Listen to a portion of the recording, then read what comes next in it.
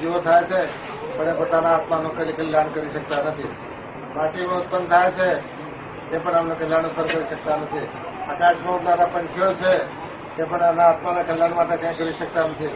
એક આ પૃથ્વી પર જેટલા જીવો માનવ શરીર લઈને ઉત્પન્ન થાય છે એ પોતાના આત્માનું કલ્યાણ કરી શકે છે.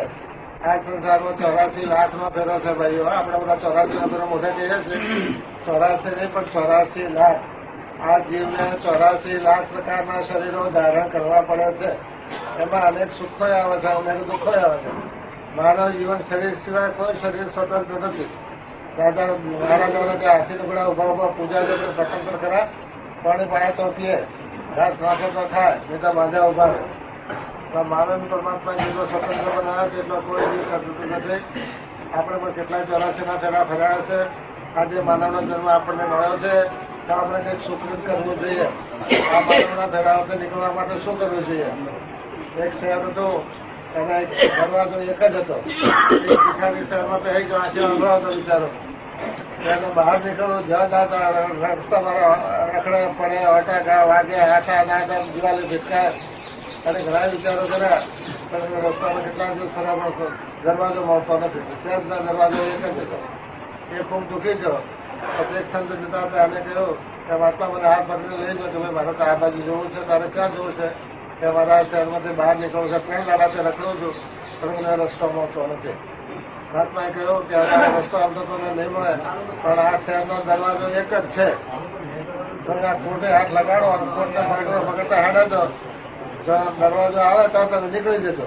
પણ કે શહેરમાં હું 3 દાડાથી ફરું છું, પણ એનું કરમ કરો દરવાજો આવે એટલે ખાધા ખડવા માટે દરવાજો છોડી પંચાબુ રાખે, એ દરવાજો પાછળ જાય અને એ આગળ નીકળી જાય. એટલે કે 3 દાડાથી ફરું છું, દરવાજો મળતો નથી. એટલે કારણ છે તમે દરવાજો નથી મળતો. એ દરવાજો કોર્ટને હાથ લગાડી ફરતા દરવાજો આવી જશે. એ દરવાજા થઈને તો બહાર નીકળી જશે. એમ આપણે પણ આ સંસાર રૂપી શહેરની અંદર પડ્યા છીએ. આપણા સંસાર સમુદ્રમાંથી જન્મરના ફેરામાંથી બહાર નીકળવું છે, પણ બહાર નીકળાતું નથી. સંસારમાં આવો એટલે ભાઈ મા બાપ ભાઈ કુટુંબ તમેલો ધન માલ નીકળવાના લોભમાં આપણે બધા ફસાઈ જઈએ છીએ. અને સંસાર સમુદ્રથી બહાર નીકળાતો નથી. સંસાર સમુદ્રથી બહાર નીકળવાનો ઉપાય શું? એક જ પરમાત્માની ભક્તિ. માનવ જીવન તમને મળ્યું છે. આ એક જ દરવાજો છે અને 84 લાખના ફેરામાંથી બહારને હરવાનો દરવાજો હોય તો આ માનવનું શરીર છે. માનવ શરીર સિવાય કોઈ જીવ આ સંસારમાંથી પાર થઈ શકતો નથી. પશુ હોય, પંખી હોય, દેવ હોય, દાનવ હોય, પણ એના માનવનું શરીર લઈ સંસારમાં આવે, પરમાત્માની ભક્તિ કરે તો જ સંસાર સમુદ્રથી પાર થાય છે. સંસારમાં અનેક પ્રકારના દુઃખો થતા બધા જોજો અનુભવો છો કે સંસારમાં સમજાય નથી. થોડા દિવસના માટે આપણે સંસારનો મોહ થાય, પણ એ મૂકીને એક દાડો જવું પડશે. જેટલું સુખ માની હોય તે 8 ગણું દુઃખ થાય છે. કેટલાક માણસ બીમાર હોય, કુટુંબ નાનું હોય, એક જ દીકરો હોય, તો એ માણસ બીમાર પડે કેટલાક ભાઈઓ કુટુંબી દુઃખી થાય છે.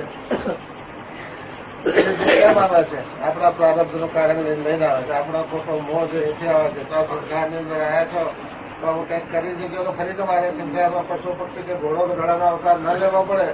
એટલા માટે કોઈનું ઋણ ન ચડાવશો, કોઈનું બુરું ન કરશો, કોઈનું ચોરશો નહીં, કોઈનું લૂંટશો નહીં, કોઈનું ચોરીને કંઈ છેતરી લીધો. તમે કહો કે 10 રૂપિયા આપણે કમાડા, દુકાનમાં જઈને 10નો માલ લીધો, 20નો માલ લીધો, 10 હાલ 5 હાલ ફીરીઓ આપણે થેલામાં હરકાઈ દીધી અને ચાલતા ચાલે લઈને, તો એ પાપ તમારે છોડશે નહીં. એના કે તમારે ઘોડો થઈને ગધાડો થઈને જવું પડશે, ઓલા માટે ભાર પડશે, ઉપર બેસે ને પછી દંડા મારી તમારે ચાલવું પડશે. માટે સંસારની અંદર આવ્યા છો તો એ કોઈ પાપ કરશો નહીં. માનવનો જન્મ છે